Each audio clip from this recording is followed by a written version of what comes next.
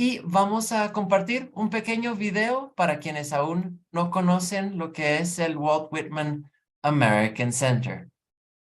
Entonces, veamos este video.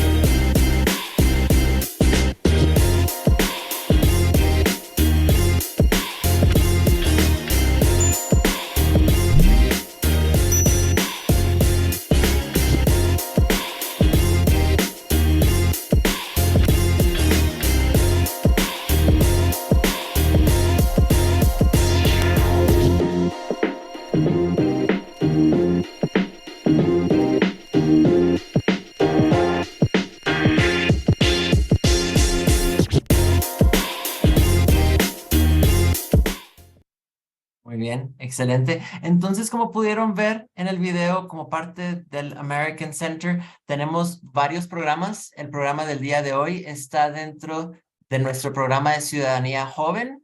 Pueden enterarse de todos nuestros programas siguiéndonos en @WWACIGA, en Facebook, Instagram, Twitter. Incluso tenemos también algunos videos disponibles en YouTube. Entonces les animamos a que nos puedan seguir en redes sociales también. Entonces, bienvenidos todos. El American Center es un espacio dentro del Instituto Guatemalteco Americano IGA que trabaja con el apoyo de la Embajada de Estados Unidos. Como pudieron ver, tenemos varios programas: participación ciudadana, educación en medios, refuerzo de idioma inglés, emprendimiento, eventos de concientización ambiental. Así que hay mucho que ofrecer y nos encantaría que nos pudieran seguir en redes sociales, ya que nuestros programas están dirigidos a la juventud de Guatemala, a todos a partir de los 17 años de edad. Entonces, voy a proceder con la presentación de nuestro facilitador el día de hoy para el taller ¿Cómo funciona el gobierno en Guatemala? Gabriel Reyes es licenciado en Ciencias Políticas con máster en Gestión Pública y Liderazgo. Es un profesional con 8 años de experiencia en implementación y desarrollo de proyectos de cooperación internacional e incidencia política en la región norte de Centroamérica. Ha trabajado como consultor desarrollando análisis y mapeos de actores legislativos, estudios comparados con énfasis en la comprensión de los sistemas electorales, la democracia, la implementación de políticas públicas y derechos humanos con énfasis en los derechos sexuales y reproductivos. Para el American Center es un gusto crear espacios abiertos de discusión y aprendizaje donde las opiniones de cada participante son bienvenidas. Por favor, tomar en cuenta que las opiniones personales expuestas no necesariamente reflejan la postura de las instituciones aquí representadas. Les animamos a todos a participar activamente. El chat está disponible. Los micrófonos durante la presentación permanecerán cerrados, pero pueden poner sus preguntas al chat o guardarlas para la sección final de preguntas y respuestas. Así que, sin más preámbulo, les cedo la palabra ahora a Gabriel Reyes. Adelante. Hola a todos y todas, buenas tardes. Pues es un gusto para mí estar por acá. Déjenme compartir mi pantalla y ponerles la clásica presentación. Y ya si la miran, pues entramos un poquito en materia para no perder mucho tiempo. Pues como les comentaba ya Mitch, pues yo soy politólogo de profesión y los politólogos nos dedicamos a entender y tipificar variables para entender las interrelaciones entre los actores que buscan el poder político. Y para entender qué es eso del poder político, tenemos que hablar de gobierno. Y cuando me pidieron hacer esta presentación, me pidieron específicamente hablar de cómo funciona el gobierno en Guatemala. Y esa pregunta es tan amplia que pues las personas como yo nos dedicamos 5 años a estudiarlo. Así que vamos a tratar de apretar esos 5 años en una hora a ver si es eso posible. Y para eso lo que vamos a hacer es que vamos a, o voy a yo a platicarles desde lo más general, haciendo un poquito de historia y vamos a tratar de llegar hasta lo más específico. Es decir, entender los conceptos muy generales y luego llegar a cosas específicas que, por ser específicas, se convierten en prácticas. Es decir, en qué momento nosotros podemos actuar y en qué momento esto tiene relación con nosotros o nos toca directamente en nuestros intereses, nuestras interrelaciones y nuestra vida, ¿verdad? Entonces vamos a empezar a hablar un poco desde una perspectiva más filosófica, más amplia y si quieren ustedes más difusa y nebulosa, ¿verdad? O más filosófica. Y por eso la pregunta primera es, ¿qué es eso del Estado? Ustedes oyen hablar muy seguido del Estado, hay gente que le echa la culpa de todo al Estado, hay quienes dicen que deberíamos tener menos Estado, más Estado. Ustedes seguramente en la sobremesa los domingos escuchan que la gente habla del Estado, pero en realidad el Estado es una de esas palabras que por poder significar muchas cosas a veces termina significando nada, ¿verdad? Y no podemos hacer un uso práctico de esa palabra. Entonces lo que hacemos es retomémonos, digamos, a los clásicos y a los autores clásicos.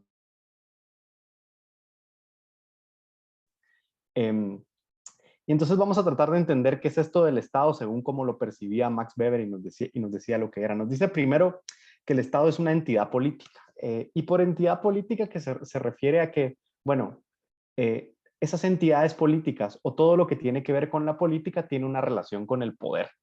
Y el poder es una palabra digamos que también se usa mucho y muchas veces tampoco tenemos muy claro qué es eso, pero el poder es algo muy sencillo, no necesariamente es algo malo, pero cuando nosotros ejercemos poder, lo que estamos haciendo es implementando la posibilidad de hacer que alguien haga lo que nosotros queremos, o no se ve como malo, pero en realidad eso es algo que sucede en nuestra vida cotidiana. Las personas que tienen poder sobre nosotros influyen en nuestras decisiones y nosotros influimos u obligamos a las personas sobre las cuales tenemos poder a cambiar la forma en la que actúan. Ese es el poder. Entonces, una entidad política lo que hace es que regula esas interacciones y básicamente nos hace o nos motiva a cambiar la forma en que pensamos o que actuamos. Entonces, una entidad política regula esas interacciones, ¿no? Y regula las interacciones por quienes tienen poder o no. Y bueno, el poder que nosotros le otorgamos al Estado como entidad política tiene su origen en lo que Weber llamaba el monopolio legítimo del uso de la fuerza, ¿verdad? Y para eso tenemos que hacer como un paréntesis histórico y regresar casi que a la prehistoria. Bueno, las personas antes de la existencia del Estado, digamos, como entidad política, se organizaban por lo general en tribus y esas tribus eran reguladas mediante clanes familiares, es decir, el poder se determinaba a través de las jerarquías familiares y las jerarquías familiares son como las que funcionan en sus familias. Por lo general, nuestros abuelos o nuestros padres son quienes tienen o ejercen el poder sobre nosotros y estas pequeñas tribus o clanes se organizaban de esa forma. Pero conforme la humanidad fue creciendo, digamos, naturalmente, cuando existía una familia que ejercía poder jerárquico y luego existía otra que compartían un territorio, pues esas dos familias tenían que encontrar un mecanismo de intervención. Y el Estado más o menos va surgiendo en esa dinámica social, ¿verdad? Entonces se construye o se empieza a construir eso que ahora entendemos con el Estado. Y bueno, una época, en la época prehistórica, digamos, antes de la historia moderna de la humanidad, muchos de esas disputas, ¿verdad? Se resolvían por medio de la violencia. Y entonces, en la construcción del Estado, digamos, no vamos a entrar en mucho detalle de las temporalidades, pero cuando las sociedades empiezan a construir el Estado, lo que hacen es decir algo como, miren, mucha, ya no queremos matarnos entre nosotros ni golpearnos entre nosotros para tomar esas decisiones, sino que vamos a cederle ese poder a una entidad política superior que pueda usar la fuerza contra nosotros cuando nosotros no lo acatemos como un árbitro mediador de los problemas, ¿verdad? Entonces, ahí la definición de Weber se consolida, ¿verdad? El Estado, esto que conocemos como el Estado, es esa entidad política que tiene el monopolio, es decir, el uso exclusivo de la fuerza, ¿sí? En un territorio determinado, ¿verdad? Entonces, para Weber, el Estado es una organización que ejerce poder, ¿verdad? Y que para ejercer ese poder lo que hace es que construye una estructura burocrática, un grupo de personas que tiene la capacidad de imponer. ¿Se acuerdan que hablamos de eso de que el poder lo que hace es obligarnos a hacer cosas que por lo general no queremos, ¿verdad? Entonces se construye esa estructura burocrática de personas que tienen la capacidad de imponer sus decisiones mediante la coerción. ¿La coerción de qué? De la fuerza. Entonces vamos al ejemplo práctico. Se empieza a consolidar el Estado, las familias empiezan a tener disputas por ejemplo, por territorio, por recursos, por formas de pensar, y entonces hay un árbitro al que nosotros le cedemos el poder, que es el que toma las decisiones, nos obliga a cumplirlas y cuando no queremos cumplirlas, pues lo hace a través de la fuerza. Y hay una palabra clave en todo esto y en la definición de Weber, que es la palabra legítimo. ¿Qué significa eso de legitimidad? Bueno, la legitimidad parte de que esa creación del Estado viene de la decisión de las personas que le ceden el poder. Es decir, las personas voluntariamente deciden, mire, señor Estado, ¿verdad? Le vamos a ceder el poder de ejercer la fuerza sobre nosotros, ¿verdad? Para intermediar en las decisiones colectivas que nosotros no podemos tomar. Eso es, por eso les decía que estamos hablando muy en términos filosóficos, ¿verdad? Y entonces, para eso, obviamente, el Estado se tiene que constituir de un grupo de personas a las que Weber le llamó burocracia, ¿verdad? Y a las que nosotros ahora en esta época conocemos como gobierno. Por eso es que el Estado es una cuestión abstracta, ¿verdad? Que no podemos tocar. Cuando las personas le echan la culpa al Estado de todos los males, en realidad la existencia del Estado es una cosa abstracta y filosófica. Lo que sí es tangible es esta estructura burocrática de personas que son quienes imponen las decisiones mediante la coerción a la que nosotros ahora llamamos gobierno. Y además, digamos, en ese sentido o en esa línea, el Estado también es responsable o es ahora el responsable de mantener la ley y el orden en la sociedad. El gran objetivo entonces es mantener la ley y el orden y proteger a sus ciudadanos de amenazas externas e internas. Entonces, para eso se constituye el Estado. ¿Y para qué nos sirven? Bueno, Weber decía algo muy sencillo, decía, miren, esta constitución, esta cosa que nos inventamos, eh, que tiene un carácter filosófico a la que le cedemos voluntariamente cierto poder para que lo ejerza sobre nosotros, ¿verdad? Eh, Surge de la necesidad de mantener la cohesión y el control social en sociedades complejas y diversas. Es decir, los seres humanos somos complejos y diversos, tenemos diferencias, eh, a veces no nos entendemos y en la prehistoria la solución para esas divergencias solía ser la violencia. La construcción del Estado nos sirve entonces para mantener la paz en principio. Luego le iríamos descubriendo otras funciones, como lo que Weber llama la cohesión, es decir, las sociedades empezamos a entender que si trabajamos juntos, por ejemplo, es más fácil crear riqueza para todos que si lo hacemos por separado. Entonces también el Estado funciona como un mecanismo cohesionador entre las personas y las sociedades, además de servir para mantener la paz.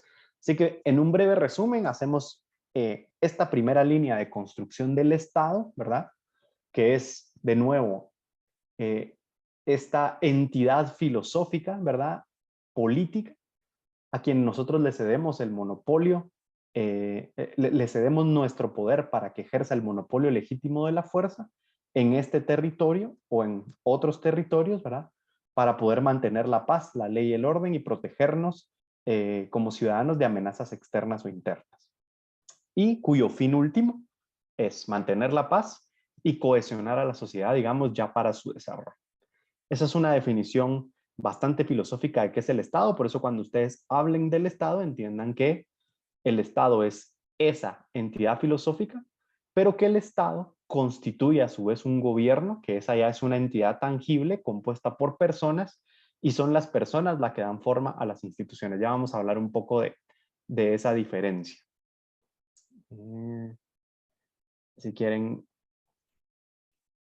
miremos primero esta diapositiva. Entonces, tres niveles: el Estado como la entidad política que tiene el monopolio legítimo de la fuerza, el gobierno como la estructura burocrática, ¿verdad?, de personas, decisoria, mediante la cual el Estado ejerce su poder, es decir, el gobierno es quien toma las decisiones y quien las implementa. Y luego tenemos un tercer nivel, que es a lo que llamamos nosotros el sistema político. Y el sistema político es otra entidad de carácter filosófica, digamos, pero que está constituida ya por esas instituciones, ¿verdad? Las instituciones como grupos de personas que ya tienen procedimientos para los cuales se va a gobernar el país. Entonces, el gobierno es quien toma las decisiones, ese grupo de personas, y el sistema político, como todo sistema, lo que hace es constituirse como el marco institucional, digamos, como el flujo sanguíneo del gobierno, para convertir las demandas de la población que constituyó el Estado en productos o en soluciones. Entonces el gobierno es quien toma las decisiones y el sistema político va a determinar cómo se toman esas decisiones, ¿verdad? Entonces tenemos tres niveles de nuevo: el Estado, el gobierno y el sistema político. Ya vamos a entrar un poquito en detalle.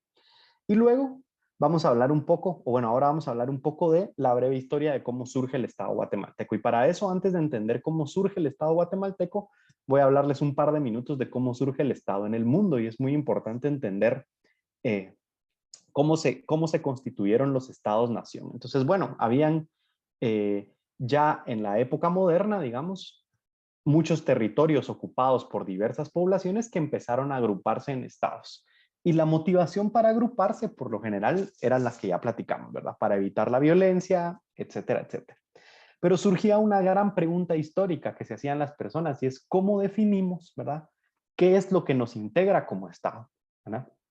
¿Por qué formamos el Estado X y el Estado Y, y por qué no el Estado XY? ¿Por qué estos dos territorios se separan? Y bueno, habían históricamente dos grandes motivaciones que creo que todavía persisten en la actualidad, pero eran más importantes en el pasado. Y era que los estados originalmente se fundaron en base a relaciones étnicas o relaciones religiosas. Es decir, somos personas de este mismo grupo étnico y entonces lo que vamos a hacer es formar un estado, ¿verdad? Y al mismo tiempo de ese estado tiene que surgir un gobierno y construir un sistema político que nos permita gobernarnos para el desarrollo de este grupo étnico en particular. Y una segunda motivación era la integridad religiosa, ¿verdad? Es decir, somos un grupo religioso, ¿verdad? Y como todos tenemos la misma creencia, vamos a constituir el Estado a partir de ese entendimiento. Y los estados étnicos religiosos, digamos que mezclaban las dos. Entonces, estos grupos o estos estados étnicos religiosos tenían otra gran pregunta, y es, ¿a quién le otorgamos el poder? ¿Cómo sabemos a quién darle el poder? Y bueno, para los estados religiosos, ¿verdad? Había una solución sencilla para ese problema: que nuestro Dios o nuestra deidad, o en quien creemos o en quien nos integra como grupo religioso, designe quién es el elegido para gobernarnos.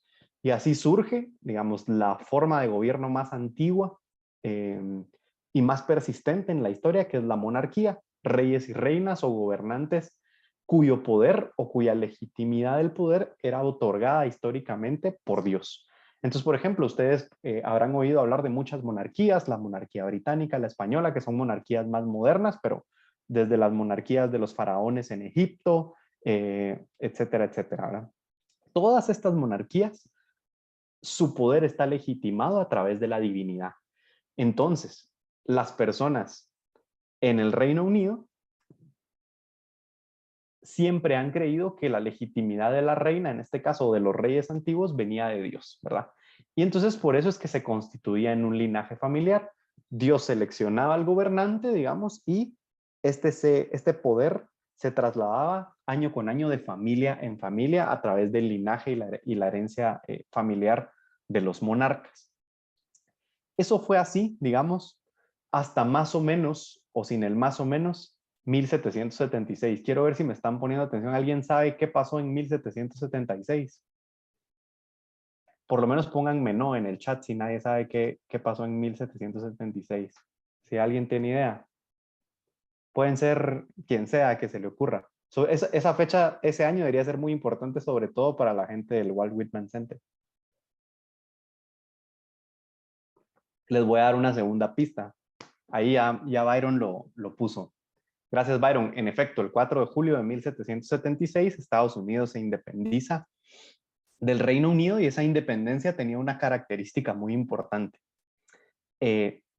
La característica más importante de esa independencia, para efectos de la gente que estudia la ciencia política, digamos, es que al Estados Unidos independizarse del Reino Unido, se estaba independizando de la monarquía. Es decir, mire, estaban diciendo, ese poder que viene a través de la monarquía y viene de una divinidad, una deidad o de Dios, nosotros en Estados Unidos lo rechazamos, ¿verdad? Y entonces la siguiente pregunta para la gente que estaba constituyendo este nuevo país en las 13 colonias de la costa este de Estados Unidos era, ok, si el poder no viene de Dios, entonces ¿de quién viene el poder de los gobernantes? Vamos a fundar un estado con sus criterios filosóficos, luego vamos a formar un gobierno, o sea, un grupo de personas, una burocracia que implemente la política, y vamos a construir un sistema político. A la hora de hacerse la pregunta del sistema político, surge la pregunta de ¿cómo le otorgamos legitimidad a los gobernantes? ¿De dónde viene esa legitimidad? Entonces, en 1776, cuando Estados Unidos se independiza, luego se redacta la Constitución, que viene unos años después, y en ese periodo de muchas discusiones, pues el nuevo país que se estaba formando, Estados Unidos, dice, miren, el poder político ya no va a venir de Dios, sino va a venir de quién. Les hago la pregunta abierta. ¿Quién le otorgaba la legitimidad al poder de los gobernantes si ya no iba a ser una deidad, si ya no iba a ser Dios? ¿Quién se anima a responder? Byron, yo sé que Byron sabe. Exacto, Byron, muy bien. Entonces, cuando los padres fundadores de la patria en Estados Unidos se sientan a pensar, dicen, ok, la legitimidad del poder político ya no debe venir de Dios, porque eso lo que hace es, digamos, asumir de facto todas las decisiones que el rey toma sin consultarnos si esas decisiones son buenas o no para nosotros, ¿verdad? Y deciden que el poder político, a partir de ese momento en ese país, iba a venir del pueblo, de los ciudadanos, de los habitantes de ese país, e iba a ser el pueblo el que iba a legitimar las decisiones políticas que iba a tomar el gobierno, la burocracia activa del Estado, es decir, el gobierno, y vamos a construir un sistema político que nos permita que el pueblo construya sus necesidades, las someta a ese sistema político que es la burocracia del gobierno y que el gobierno devuelva soluciones a las necesidades del pueblo. ¿Ven qué maravillosa idea? Le damos muy poco crédito a esa idea. Bueno, y esa es una idea que a partir de ese momento de la historia, en 1776, se iba a expandir por el mundo, quizá no tan rápido, pero la siguiente gran revolución en esa materia fue la Revolución Francesa en 1789 y de ahí en adelante para el resto del mundo. Y a esa gran victoria de la humanidad al entender que el poder político no venía necesariamente de una deidad incontrolable, sino que del pueblo y de las propias personas, le llamaron los padres de la patria, le llamamos en la época moderna la democracia. Ya vamos a hablar un poco de la democracia. Pero entonces, ahora vamos a aterrizar luego de ese breve paréntesis histórico para saber de dónde venimos, de en esa línea del tiempo dónde estaba el estado de Guatemala. Y entonces, hay otro punto extra para quien sepa en qué año se descubre América. En el chat. Ahí, 30 segundos. ¿En qué año vienen los españoles a América? 1512, dice Byron, un poquito antes. Bueno, vienen en 1492, ¿no? Ese es el año en el que vienen. Ahí muy bien, Eddie. Perfecto. Vienen en 1492, empiezan a poblar América y bueno, antes de la llegada de los españoles, la región que hoy es Guatemala y parte de lo que constituye Mesoamérica hacia el sur en Honduras, El Salvador y el sur de México, estaba poblada por diversos grupos originarios que hoy conocemos como los mayas. En ese momento pues eran los mayas y tenían diversas etnias que ocupaban el territorio, que tenían su propia organización política y social y se organizaban en pequeñas ciudades-estado, muchas de ellas o todas ellas gobernadas de forma monárquica, es decir, tanto los españoles como los británicos, como los pueblos originarios mayas en Guatemala y Mesoamérica tenían organizaciones políticas basadas en monarquías cuyo poder político estaba otorgado a deidades, ¿verdad? O la legitimidad de ese poder político venía de deidades. Si la conquista fue en 1492, más o menos 30 años después, en 1524, los españoles llegan a Guatemala, ¿verdad? Someten por la violencia a los pueblos originarios de la región y se instaura, digamos, un mecanismo de gobierno que nosotros ahora conocemos como la colonia, los gobiernos coloniales. Guatemala se convierte pues en esa principal colonia. Recuérdense que en este momento de la historia todavía la corona española, igual que la británica, operaba a través de un mecanismo de monarquía, es decir, el poder político era legitimado a través de la existencia de un dios y eran los reyes los que mandaban con ese poder divino otorgado, ¿verdad? Y luego, a partir de 1776, con la independencia de Estados Unidos, 1789 con la Revolución Francesa, empieza una ola en América Latina, ¿verdad? De revoluciones independentistas, es decir, esta idea de Estados Unidos de miren, tenemos que dejar la monarquía porque esas decisiones no nos convienen por varias razones económicas, pero también políticas, porque no podemos estar sometidos a las decisiones de la corona, se trasladan también a Mesoamérica y en 1821, como ustedes saben, Guatemala se independiza de España junto con el resto de Centroamérica y entonces los independentistas en Guatemala también tenían la misma disyuntiva. ¿Qué vamos a hacer? ¿Cómo nos vamos a constituir? Y entonces también deciden constituirse en un Estado-nación que en ese momento rechazaba un gobierno monárquico y se establecía o se empezaba a establecer una especie de república democrática, ¿verdad? Donde el poder político iba a ser otorgado al pueblo, ¿verdad? Lo que pasa es que en ese momento de la historia no todas las personas eran consideradas pueblo, ¿verdad? Sino que habían criterios étnicos o de género que determinaban quién tenía poder y quién no. Pero bueno, ese es otro tema del que hablaremos un poquito después.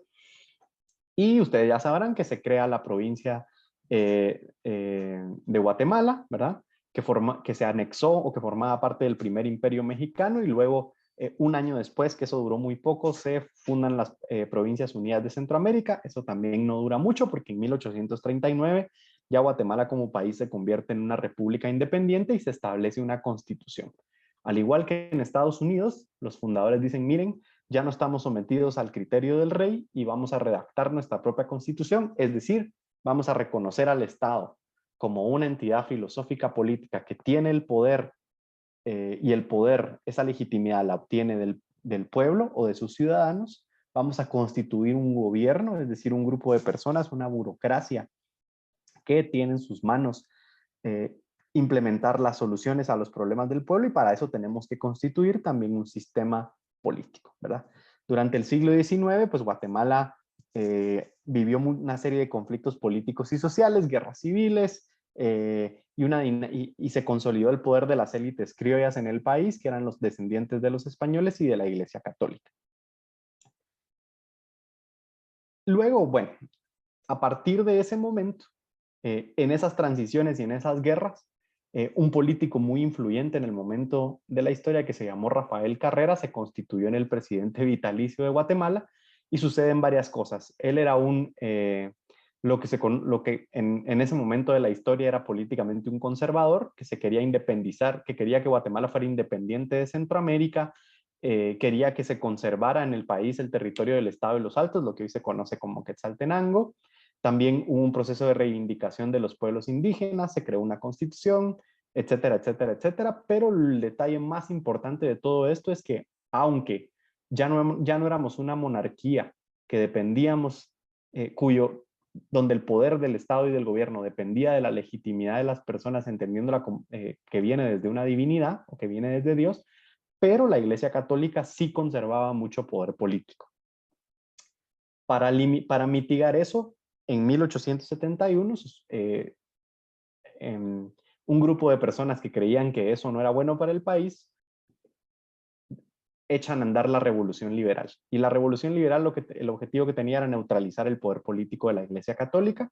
Luego construyeron una nueva constitución en 1879 y, digamos, se da esa transición final donde, digamos, el poder religioso se separa por completo del poder político, ¿no? Y el poder político cada vez más, digamos, está en poder de los ciudadanos.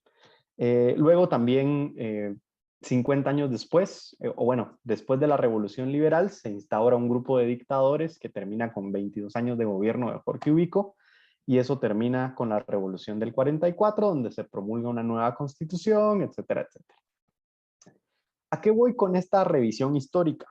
Que bueno, el Estado de Guatemala es un estado nuevo en comparación con, digamos, los antiguos estados-nación de Europa o del norte de África o incluso de Asia, ¿verdad? Es tan nuevo porque los españoles pues vinieron a mitad del siglo antepasado y el proceso que sufrió el estado de Guatemala para convertirse en lo que conocemos hoy está más atado a la dinámica moderna de la época postmonárquica. Es decir, el Estado de Guatemala ha sido más tiempo una república democrática que lo que fue una monarquía. Porque los españoles pues estuvieron desde 1524 más o menos hasta 1821 y en esos años que fuimos monarquía estamos haciendo ya, bueno, en 1821 se hace esa transición donde el poder religioso o donde la legitimidad del poder político se separa del poder religioso. En cambio, los estados europeos, que conservan aún mezclas entre monarquía y repúblicas democráticas, tuvieron monarquías durante 2000 o 3000 años. O sea, la diferencia entre 300 y 3000 años es muy amplia. Entonces es importante conocer que nuestro estado joven, digamos, conoce más de cerca esa revolución democrática que se dio en Estados Unidos en 1776 y hemos sido ya ahora más tiempo una república democrática que un estado en ese momento colonial dependiente de una monarquía. Y a partir, digamos, de la revolución del 44, pues en ese proceso futuro, una vez caída la revolución, porque la revolución pues termina por caer en 1954, el país queda bajo control de gobiernos militares durante muchos años que por lo general eran dictaduras. Y las dictaduras, a diferencia de los gobiernos electos, su principal característica es que no dependen del poder ciudadano, sino que ocupan el poder sin pasar por la consulta correspondiente con los ciudadanos. Entonces, el sistema político moderno guatemalteco, después del 54 y de la época de las dictaduras, pasa por una transición final ya en 1985, cuando los militares por fin ceden el poder y dicen, ¿saben qué, mucha? Ahora sí vamos a hacer elecciones en las que los ciudadanos y ciudadanas van a poder elegir a su presidente y van a poder constituir un gobierno de acuerdo con sus propios intereses. Bueno, esta breve lección de historia, yo no soy historiador, pero la idea es que tuviéramos el mapa claro para empezar a hablar de lo que nos compete y eso. Ok, la pregunta original es, ¿cómo funciona el gobierno guatemalteco? A partir de esa historia en la que hicimos esa transición de ser estados monárquicos a repúblicas democráticas, las repúblicas democráticas han pasado por muchos momentos de reinvención. Es decir, los sistemas políticos y los gobiernos de las repúblicas democráticas pueden ser muy diferentes y han sido muy diferentes a través de la historia en cada uno de los países. Pero por lo general, digamos, hay un consenso de que las repúblicas democráticas deberían tener algunas cosas que tienen sentido práctico y filosófico, digamos. Ese primer gran acuerdo es que a la hora de constituir una república democrática, donde el poder político surge del pueblo y no necesariamente de una deidad, teníamos que construir un sistema político que pudiera procesar las demandas ciudadanas y transformarlas en soluciones. Y la gran idea, digamos, en parte de los padres de la patria gringos y en parte de la dinámica que estaba ocurriendo en el Reino Unido era, necesitamos primero en el gobierno una entidad representativa. Eso quiere decir que los intereses de las personas deberían ser representados apropiadamente en el gobierno y ante el gobierno. Entonces, el primer organismo de gobierno que se crea es el organismo legislativo. El poder legislativo, lo que en Guatemala se conoce como Congreso, en El Salvador se conoce como Asamblea, etcétera, etcétera. Es decir, los ciudadanos deberían de poder escoger quién los represente o represente sus intereses dentro del gobierno. La segunda entidad es la entidad ejecutora. Es decir, una vez sepamos por medio de la representación cuáles son los problemas que aquejan a las personas, debería haber una entidad burocrática, un grupo de instituciones y de personas que implementen las soluciones a los problemas identificados. Y a eso se le llamó en Estados Unidos the Executive Branch. Nosotros le llamamos el organismo ejecutivo. Y el organismo ejecutivo, su trabajo es precisamente ese, gerenciar las soluciones a los problemas. Y por último, como parte, digamos, del surgimiento filosófico del Estado, parte de su poder pasa por mediar los conflictos y necesitábamos una entidad arbitraria, alguien que cuando hubiera problemas entre los ciudadanos tuviera la legitimidad suficiente para resolverlos. Entonces surge la rama judicial, surge la necesidad de tener árbitros de última instancia que resuelvan los problemas entre los ciudadanos. Para el caso de Guatemala, el organismo legislativo es el Congreso y está integrado por 160 representantes que son electos por voto popular cada 4 años.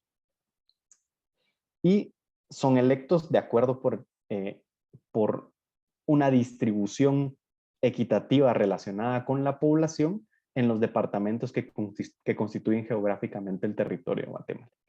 El organismo ejecutivo el poder ejecutivo, la maquinaria de soluciones, está liderada o gerenciada por un presidente de la República que también es electo a voto, y el presidente, que es jefe de Estado y jefe de gobierno, ya ven por qué hacen la distinción. Jefe del Estado es porque representa esa entidad filosófica, y gente de gobierno porque implementa las soluciones, es responsable de dirigir la administración pública. Es decir, es el responsable de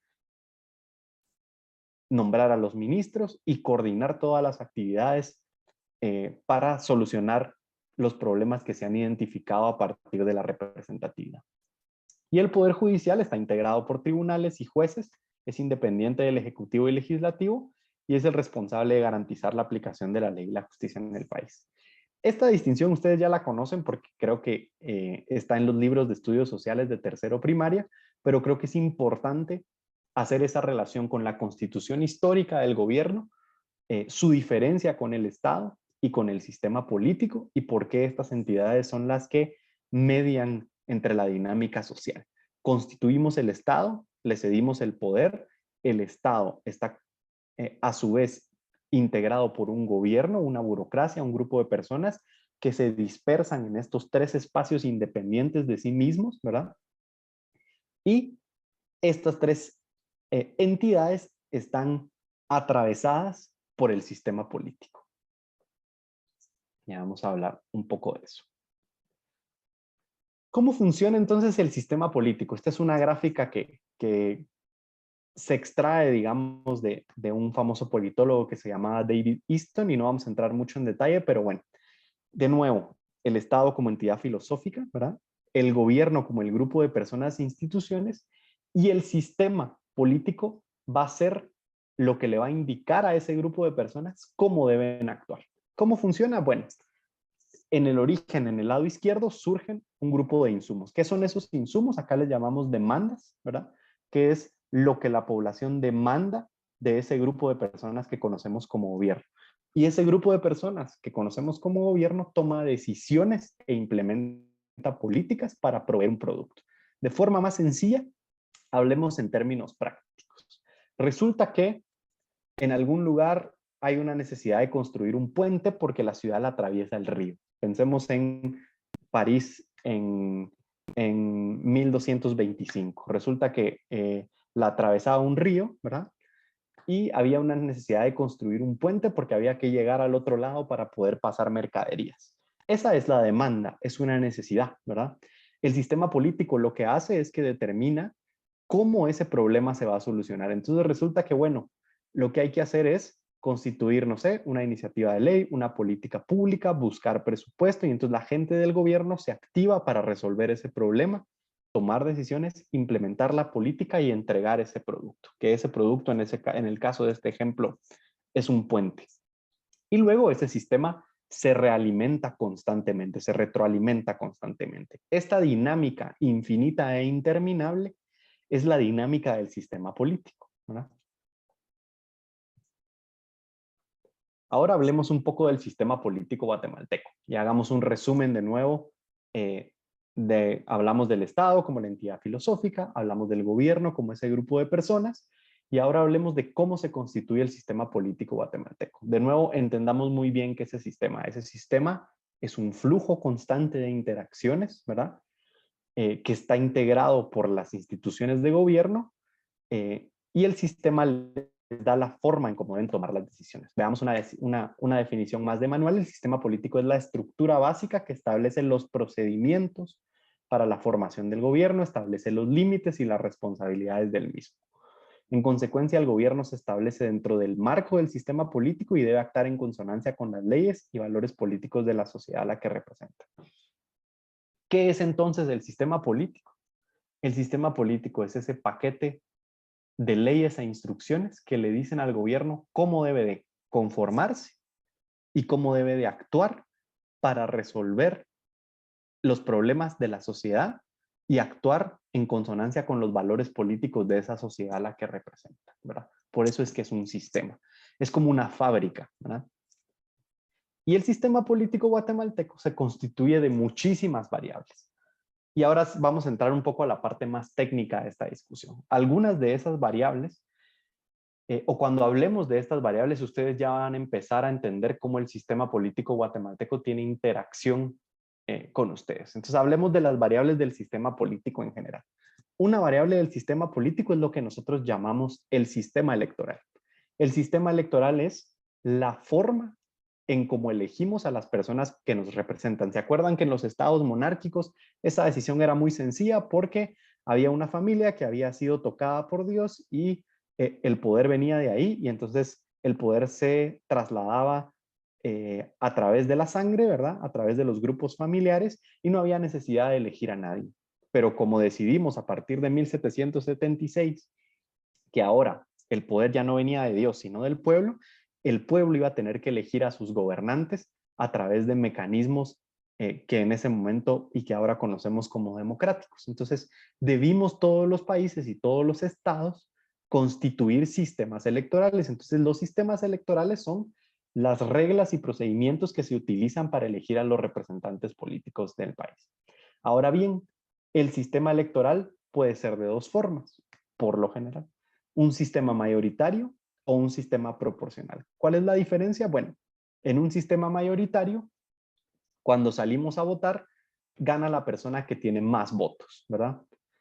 Pero luego nos dimos cuenta que existen sociedades plurales donde eso no es necesariamente la mejor herramienta porque al una persona obtener más votos que la otra y obtener todo el poder, no distribuimos adecuadamente el poder entre los diferentes grupos de interés y se inventaron los sistemas proporcionales, donde no gana el que tenga más votos, sino tenemos un sistema que nos permita distribuir los votos en los diferentes grupos de poder de acuerdo a cómo se constituyan. ¿Cuál creen ustedes que es el sistema que implementó en Guatemala?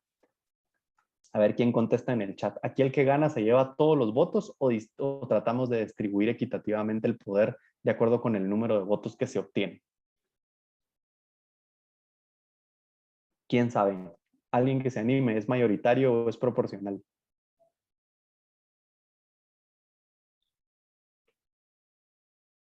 Bueno, la respuesta, creo que no, sí, creo que no tenemos respuesta, pero las respuestas dice, es mayoritario en caso de elección del Ejecutivo, perfecta respuesta, y es proporcional en caso de elección del Congreso. Entonces Guatemala lo que hizo es, ok, miren, para la representación en el Congreso vamos a utilizar un sistema proporcional en el que vamos a asignar los escaños de acuerdo al número de votos que tenga cada partido, pero para la presidencia va a ser un sistema mayoritario, ¿verdad?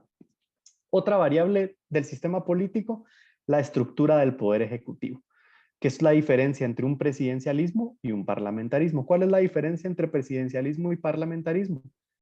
Bueno, en un parlamentarismo, el Congreso tiene el poder de constituir al Ejecutivo. Es decir, ¿se acuerdan que hablamos de estas tres diferencias? En el parlamentarismo, el legislativo primero se constituye como legislativo y luego el legislativo elige al Ejecutivo, ¿verdad? En el presidencialismo, no es así. En el presidencialismo, las personas votan por el presidente, que es el jefe del gobierno, y el jefe del gobierno puede integrar a su ejecutivo como quiera. ¿Cuál creen ustedes que es el modelo guatemalteco? Aquí el Congreso elige al ejecutivo o nosotros votamos por presidente y el presidente elige a sus ministros. ¿Quién me tira la respuesta? Es un sistema presidencialista, dice Eddie, perdón. Es correcto. Aquí elegimos al presidente y el presidente elige a los ministros. En el caso, por ejemplo, del Reino Unido, ¿verdad? En el Reino Unido se elige al Congreso y el Congreso elige al primer ministro, que es el equivalente al presidente, y ellos eligen la integración del Ejecutivo. Este es el caso de España y de la mayoría de países de Europa. El presidencialismo es una cosa muy americana porque es el modelo que se implementó en Estados Unidos, ¿verdad? Siguiente, el federalismo versus el centralismo. El federalismo por lo general surge cuando diferentes territorios se unificaron en un solo estado. Entonces lo que hicieron fue, ok, miren muchachos, sí, nos vamos a juntar en un estado, pero vamos a mantener ciertos poderes diferentes, vamos a mantener alguna autonomía y vamos a poder legislar dentro de nuestros territorios. El centralismo surge cuando un estado se constituye como un entero y ese estado y ese gobierno va a tener decisiones unilaterales unificadas para todo el territorio. ¿Qué creen ustedes? ¿Cuál es el caso de Guatemala? Se constituye como un estado federal donde diferentes territorios tienen capacidades de legislar de forma diferente, o somos un estado centralizado donde lo que se legisla en el Congreso aplica por igual para todo el territorio. ¿Quién contesta? Es un estado centralizado, dice Eddie. Estado centralizado, dice María José. Exactamente, aquí no tenemos federaciones. Centralizado, correcto, correcto, Byron. Sin embargo, en América Latina sí hay algunos estados federados. Está Brasil, está Argentina, está México, está Estados Unidos, está Canadá, por ejemplo, pero Guatemala es un estado centralizado, donde lo que se decide en el gobierno central, ya sea ejecutivo o legislativo, aplica para todo el país. Otra característica o variable del sistema político es la diferencia entre un bicameralismo y un unicameralismo. El unicameralismo es cuando el Congreso solamente tiene una instancia de decisión, es decir, lo que se decide en esa instancia, esa se convierte en ley. En el bicameralismo se crearon dos instancias para controlar el poder del Congreso. Es decir, tenemos un Congreso representativo integrado por un número de personas cuyas decisiones son sometidas a un segundo filtro de análisis, integrado por lo general por menos personas que dicen, miren mucha, esto que ustedes legislaron, ¿verdad? Parece que fue muy impulsivo y nosotros lo vamos a revisar o lo vamos a vetar, etcétera, etcétera. ¿Es Guatemala un modelo con una segunda cámara donde se observa y se puede rebatir o vetar lo que dice el Congreso? ¿O solo tenemos una cámara? Guatemala es unicameralista, dicen por ahí, una cámara, José, una cámara, dice María José, una cámara, dice Andrea, exacto. Pero aquí solo tenemos una cámara y lo que dice el Congreso ya no es revisado por una segunda instancia. Por ejemplo, en Estados Unidos, si hay un Congreso que puede legislar y luego hay un Senado que opera como una segunda cámara que tiene ciertos poderes de veto sobre ese Congreso. No absolutos, pero tiene algunos.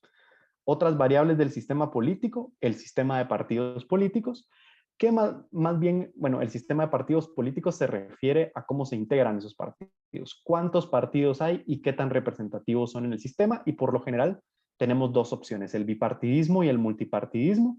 El bipartidismo suele suceder cuando los escaños asignados en el Congreso se otorgan a través de distritos uninominales, es decir, por ejemplo, imagínense ustedes que el municipio de Misco eligiera un diputado, ¿verdad?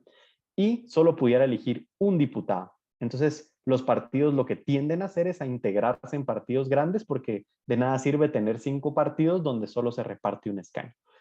En cambio, hay otros países que tienen distritos plurinominales donde cada distrito elige a muchos diputados. Por ejemplo, el Distrito Central de Guatemala elige 11 diputados, entonces ahí hay muchos partidos pequeños peleando por diferentes escaños, y entonces lo que suele suceder es que hay muchos partidos. ¿Qué es Guatemala? ¿Es un modelo bipartidista o multipartidista?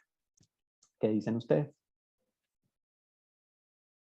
Por lo general hay solo 2 partidos en Guatemala peleando por el poder, o hay muchos partidos. Multipartidista, dice José, Cristel, Andrea, etc. Ok, muy bien, de acuerdo. En este momento hay constituidos oficialmente 30 partidos políticos en Guatemala, a diferencia de, por ejemplo, Estados Unidos, donde hay pues 3 o 4 partidos constituidos, pero solo 1 o 2 se pelean el poder porque los escaños que otorga el Congreso son para distritos uninominales, solo se otorga 1 por distrito. Otras variables que no sé si nos va a dar tiempo de hablar, pero, o de hacer preguntas, es la rigidez constitucional, es decir, qué tan flexible es la Constitución para ser modificada, ¿verdad? La legislatura versus las cortes, ¿verdad?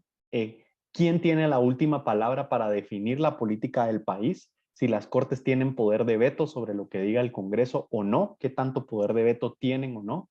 Y los grupos de interés, cómo se organizan, ¿verdad?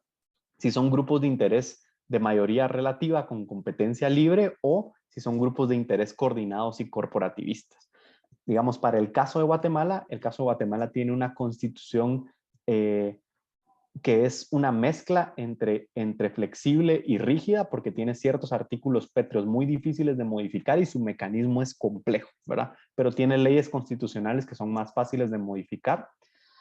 En este caso, Guatemala es un país donde las cortes tienen veto sobre la legislatura y también el ejecutivo. El presidente puede vetar las leyes y la Corte de Constitucionalidad puede revisar cualquier cosa que el Congreso haga y declararlo opuesto a los intereses de la Constitución. Entonces, digamos, es un país donde las cortes tienen mucho peso y los grupos de interés, por lo general, están organizados y coordinados y son sistemas corporativistas orientados más a la concertación que a grupos de interés de mayoría relativa con competencia libre.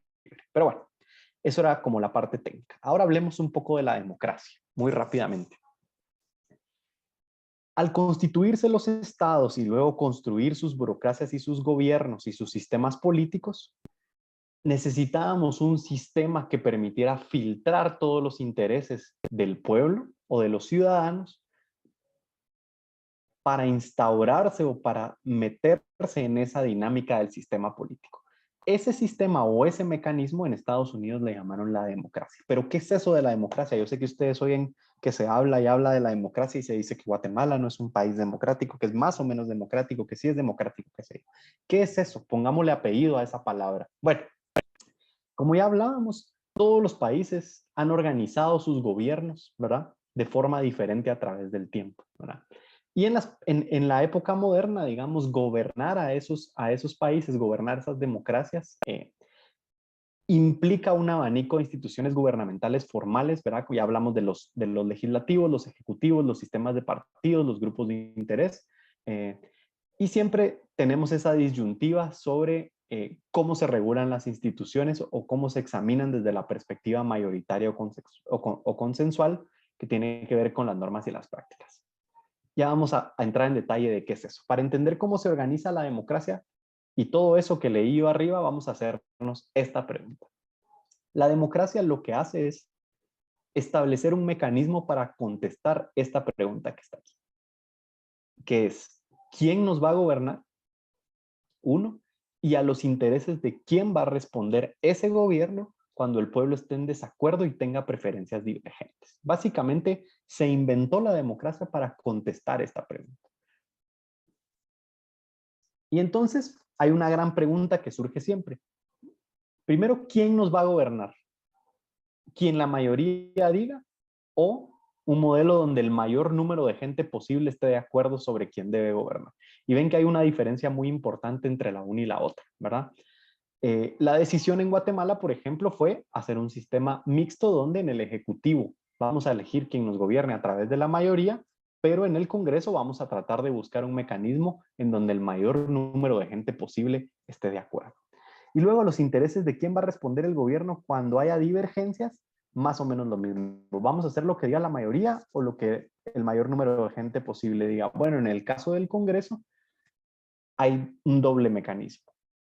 Cuando hay una divergencia, gana la mayoría porque la mayoría de leyes se aprueban con el 50% de los votos del Congreso más uno, pero hay otros mecanismos de control. Por ejemplo, el presidente puede vetar una ley. Hablábamos de que esa ley puede ser revisada constitucionalmente. Entonces, por un lado, implementamos un sistema donde la mayoría decide, pero luego ese sistema está sometido a otros filtros que pueden vetar o devolver esa ley a discusión en el Congreso. Si quieren, ya no hablemos un poco de esto y quiero que entremos a hablar un poco de la democracia. Ok, una vez tocado este tema, hablemos específicamente de la democracia. Y como queríamos contestar esta pregunta de quién nos gobernará y a los intereses de quién responderá, establecimos ese mecanismo como la democracia. Pero ¿qué es eso de la democracia? Les hacía yo la pregunta. ¿Y por qué le llamamos democracia y de dónde viene? Bueno, ustedes saben como el origen histórico de la democracia, que viene de los griegos y que la democracia es el demos y el kratos, ¿verdad? La cosa o el interés del pueblo. Bueno, esa definición de democracia es la definición de democracia antigua. En la época moderna entendemos la democracia como una forma superior de ese consenso popular por quién nos gobernará y a los intereses de quién responderá. Y hoy entendemos la democracia como el acceso justo e igualitario al poder político, ¿verdad? Pero ese acceso justo e igualitario al poder político debería ser o debió ser dirimido por mecanismos que permitan competir, porque el poder político no es absoluto y no todos podemos tener poder político. Lo natural es que como personas políticas compitamos para obtener ese poder político. ¿Cómo se competía por el poder político en la antigüedad? Pues a través de la violencia, ¿verdad? O sea, básicamente si yo quería tener poder político, lo que hacía era que mataba a mi rival, ¿verdad? O lo sometía a través de la violencia. La democracia es el mecanismo que nos permite tener un paquete de reglas que nos permiten competir por el poder político en forma justa. Y por eso yo les pongo aquí la cancha nivelada. ¿Qué quiere decir eso? Y hagamos la famosa analogía del fútbol, que cuando dos equipos jueguen por ganar un partido, la cancha esté nivelada. Que ambos equipos compitan con un paquete de reglas justas que les permita competir en relativa igualdad de condiciones. ¿Por qué digo relativa? Porque siempre hay un equipo mejor que otro que va a ganar el partido. Y en este caso siempre hay un político más hábil que el otro o con mejores propuestas, ¿verdad? Que va a ganarle al otro. Pero esa competencia se debe desarrollar en condiciones de justicia. Eso es lo que hoy por hoy entendemos por democracia. Y entonces por eso les pongo aquí la cancha nivelada y la democracia electoral. ¿Qué es eso de la democracia electoral? Bueno, en muchos países la competencia por el poder político, por la vía electoral, o sea, a través de las elecciones donde las personas voten, se mantiene injusta. Eso se da en ocasiones porque el sistema, es decir, el marco normativo fue construido y es injusto, ¿verdad? Pero esa disparidad no necesariamente puede ser atribuible a las normas, sino que a veces los actores que compiten por el poder político en un contexto o en un marco normativo relativamente justo, abusan de su poder o utilizan mecanismos antiguos para competir injustamente por el poder político, como la violencia, ya les hablé del abuso del poder, como el uso de dinero ilícito, ¿verdad? Muchas cosas que vemos en los países de América Latina.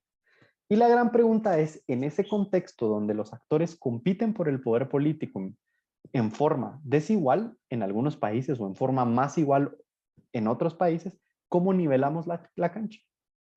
¿Cómo hacemos para que los actores que compitan por el poder político compitan de forma justa? ¿Verdad? Y bueno, el mecanismo por excelencia para hacer eso es involucrándonos como ciudadanos y ciudadanas. Es la participación política. ¿Cómo se participa? Bueno, hablamos un poco de que un Estado democrático es, entre otras cosas, aquel que considera legítimo el conflicto. Es decir, miren, como ciudadanos no todos pensamos igual y esos ciudadanos que no piensan igual van a querer acceder al poder político para imponer la forma que piensan sobre nosotros. Ese conflicto es legítimo. Está bien que pensemos diferentes. No solo trabaja políticamente los intereses y las necesidades particulares existentes en la sociedad, sino que un Estado democrático procura instituirlos como derechos universales. Es decir, miren, yo pienso de una forma, accedo al poder político, trato de instaurar esa forma de pensar como derechos universales. Y eso debe garantizar el acceso igualitario al poder y a los servicios públicos. Y entremos ya como en la última parte de esta charla y para eso quisiera hacer un resumen de lo que hemos hablado. Lo primero es, bueno, existe el Estado como una entidad filosófica a la que nosotros le entregamos nuestro poder para poder convivir en paz y que el Estado sea el árbitro de nuestras diferencias. El Estado original se funda por lo general a través de criterios étnicos, religiosos o étnico-religiosos y por eso el poder político está otorgado a través de Dios. A partir de la independencia de Estados Unidos eso cambia, constituimos una forma moderna de hacer el Estado donde el poder político recaía en las personas. Las personas, una vez obtuvieron ese poder político de vuelta, se constituyen para formar gobiernos y construyen un sistema político para formar gobiernos que permitan procesar sus demandas y convertirlas en soluciones. Ese mecanismo o esa forma de gobierno y ese sistema político está gobernado en buena medida por el sistema democrático. El sistema democrático lo que hace es que permite a los actores que quieren competir por el poder político competir en condiciones justas, ¿verdad? Para tomar control del gobierno y luego poder utilizarlo para proveer servicios, ¿verdad? Y hablábamos de que para garantizar esa igualdad o esa justicia en la participación política para que el gobierno o para que el Estado a través del gobierno siga proveyendo o atendiendo a las demandas de la sociedad y convirtiéndolas en productos que nos sirvan, como el ejemplo del puente, ¿verdad? Que cuando necesitemos un puente, aquellos que elegimos para representarnos sepan decir que queremos un puente y el gobierno sepa construir un puente de calidad para que podamos atravesar al otro lado del río, el mecanismo por excelencia que nosotros, que no estamos en el gobierno, ¿verdad? Tenemos para garantizar y para observar ese comportamiento es la participación. Pero la gran pregunta que nos hacemos en este momento de la historia es, ok, sí, queremos participar en ese entramado del que hablamos, pero ¿cómo participamos? Bueno, por lo general hay 4 formas de participación. Y esas 4 formas tienen muchísimos mecanismos para hacerse. La clásica es la participación política. ¿Qué es eso de la participación política? Bueno, la participación política por lo general tiene 2 expresiones. Una es vinculándonos a partidos políticos y compitiendo por el poder político, ¿verdad? Es decir, ok, si yo quiero participar a través de la forma política, lo hago a través de la vía electoral. Me meto a un partido político y me meto en un listado para que voten por mí para ser diputado, o me meto en el listado para ser parte, para ser un concejal, un síndico en la municipalidad de mi municipio, o me tiro alcalde, etcétera, etcétera.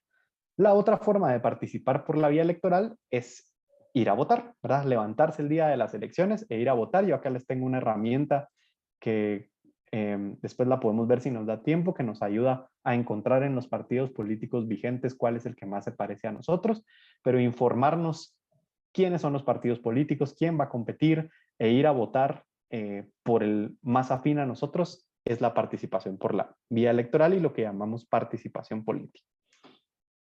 Luego está la participación ciudadana.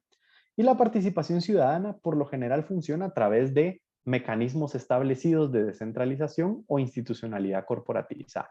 ¿Qué es eso? Bueno, los mecanismos de descentralización, el mecanismo de descentralización por excelencia del gobierno de Guatemala es el sistema de consejos de desarrollo, donde uno puede llegar como ciudadano y participar en las decisiones que competen a la ciudadanía, ya sea en el consejo comunitario, en el consejo municipal, en el departamental, en el regional o en el nacional, ¿verdad? Por lo general, en las comunidades hay un consejo comunitario de desarrollo donde los comunitarios se sientan a discutir los problemas que aquejan a esa comunidad y luego elevarlos de forma representativa al sistema de gobierno para que el gobierno resuelva los problemas que ahí se discuten, ¿verdad? Ese es el mecanismo de descentralización por excelencia. Hay otros, pero creo que no nos va a dar tiempo de verlos. Otro mecanismo es la fiscalización y la auditoría social. Eso quiere decir observar y analizar cómo está trabajando el gobierno. Y para eso hay muchos mecanismos. Aquí les puse 4 ejemplos. Uno es a través de las organizaciones de la sociedad civil organizada. Personas que no forman parte del gobierno ni quieren formar parte del gobierno, que tampoco quieren formar parte de los mecanismos de descentralización, se constituyen en organizaciones de sociedad civil que lo que hacen es interlocutar, platicar con el gobierno para expresarle sus preocupaciones. Por ejemplo, el sector privado organizado lo hace, ¿verdad? Las empresas y los empresarios se organizan para interlocutar con el gobierno y evaluar las decisiones que ahí se toman. Otras organizaciones de sociedad civil son las ONGs, las organizaciones no gubernamentales, que por lo general tienen temas específicos sobre los que les interesa interlocutar con el gobierno. Por ejemplo, organizaciones que trabajan temas de niñez, organizaciones que trabajan temas de mujeres, que trabajan temas de personas con discapacidad, etcétera, etcétera, que se organizan para decirle al gobierno, mire gobierno, pues las personas con discapacidad necesitamos que el gobierno haga esto, o las mujeres necesitamos que el gobierno haga esto. Y lo otro son tanques de pensamiento que lo que hacen es producir información, ¿verdad? Sistematizada, técnica y académica para proveerle al gobierno para que tome mejores decisiones. ¿Qué más hay en la fiscalización y la auditoría social? Los medios de comunicación.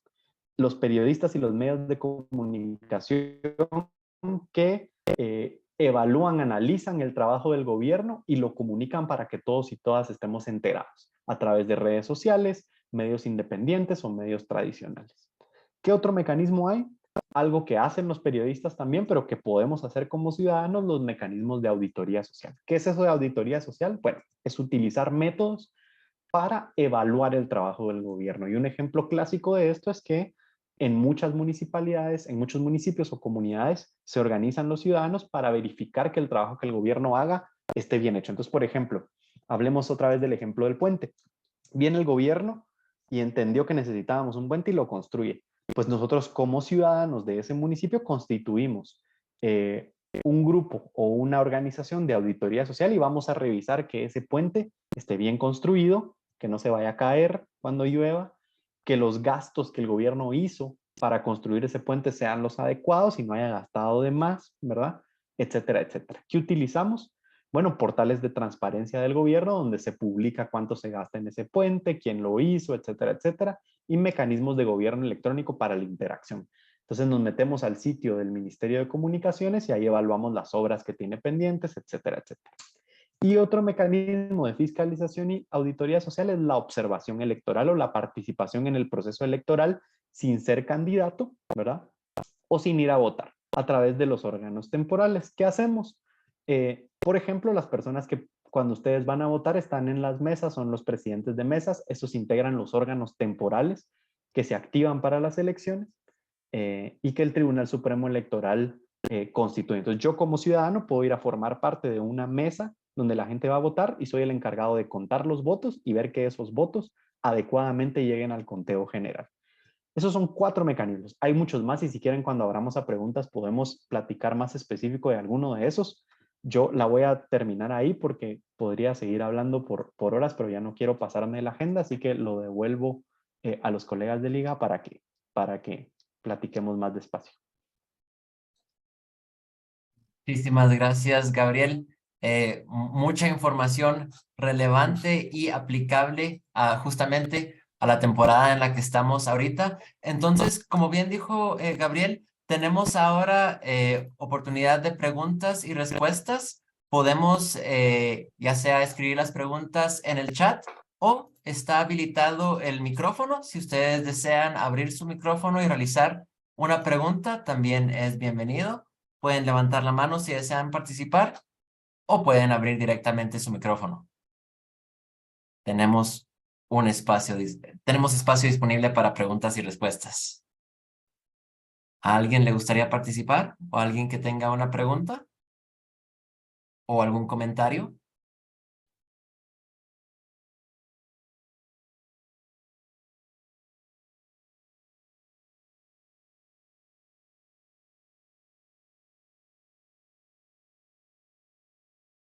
Bueno, ¿preguntas? Aquí hay una pregunta en el chat.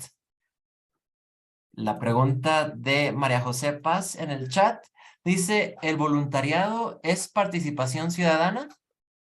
Claro, el voluntariado es participación ciudadana. ¿Se acuerdan que yo puse en la presentación que había varias formas de participar, ¿verdad? Les puse la participación política, la fiscalización y la auditoría social. Ya no hablé de la protesta, que era la última, pero también es una forma, y la participación ciudadana.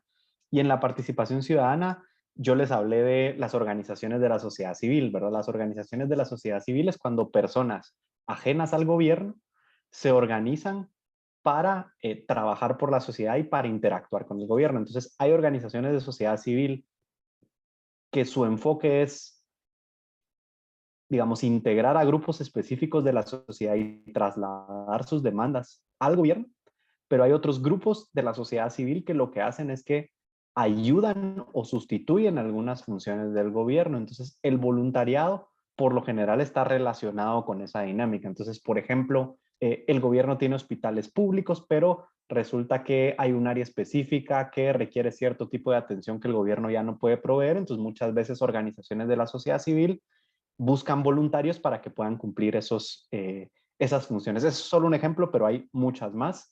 Pero el voluntariado es una forma muy típica y tradicional de hacer participación ciudadana a través de este mecanismo perdón, de hacer, de incidir o de trabajar con el gobierno a través del mecanismo de participación ciudadana.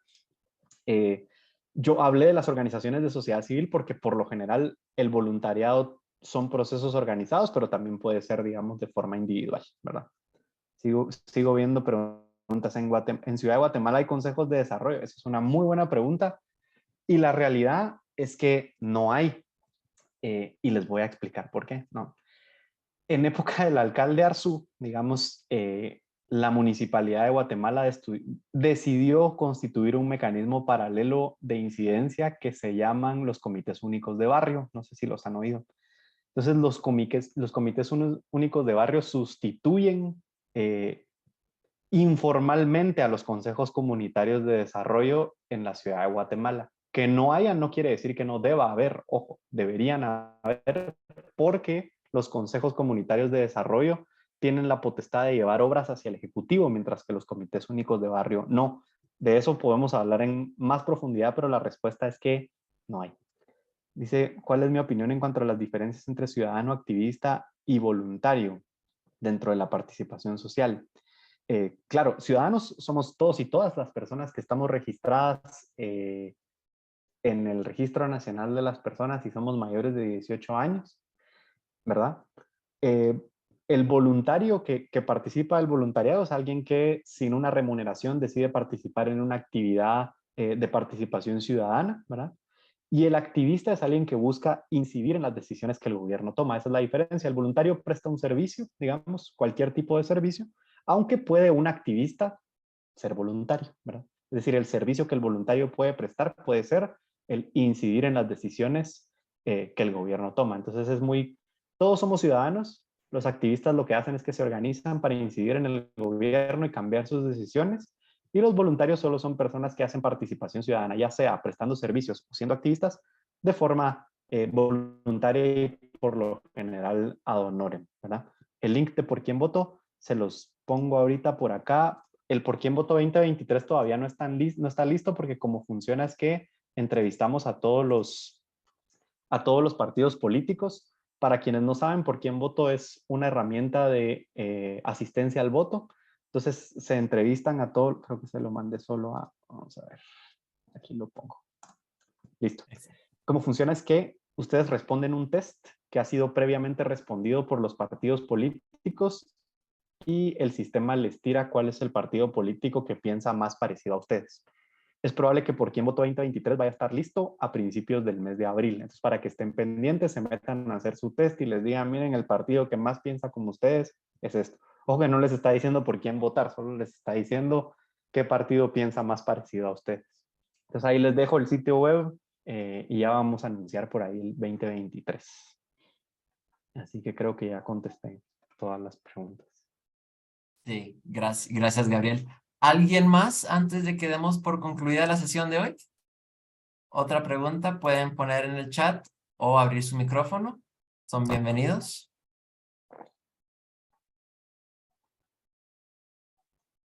Aquí hay una pregunta en el chat. Si quieres la leo. Sí. Dale. ¿Crees que nos encontramos en un momento histórico en el que se haga un cuestionamiento del poder otorgado por parte de la ciudadanía o cuestionamiento del diseño y la función del gobierno para el que fue creado?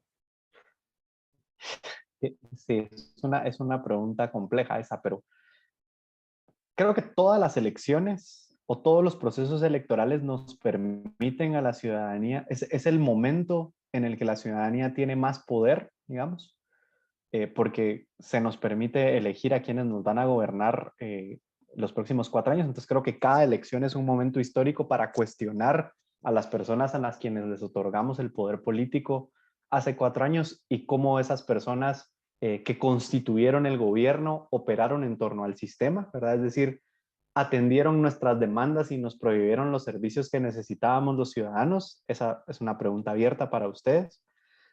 Y la segunda pregunta es si el sistema, como lo hemos ido codiseñando como sociedad, está hecho para atender esas demandas y convertirlas en soluciones, ¿verdad? Y el momento para hacernos esa pregunta más adecuado siempre son las elecciones, ¿verdad? Así que creo que cada elección es un momento histórico y que hay que aprovechar este momento para informarnos bien y tener discusiones con todo el mundo sobre esas dos preguntas que les planteaba. Ahí pregunta Byron que cuál es mi opinión sobre el nivel de escolaridad ciudadana guatemalteca y su comparación con otros países, que es grave, ¿verdad? O sea, yo creo que no podemos ocultar que el nivel de escolaridad de la población guatemalteca es bajo, el acceso es mínimo. Creo que en 2007 se alcanzó un 89% de cobertura escolar en educación primaria y hay una decadencia, una caída significativa. Debemos estar por debajo del 50% y con la pandemia eso cayó a niveles de 30%, entonces me parece, y eso es educación primaria, en secundaria es mucho menos.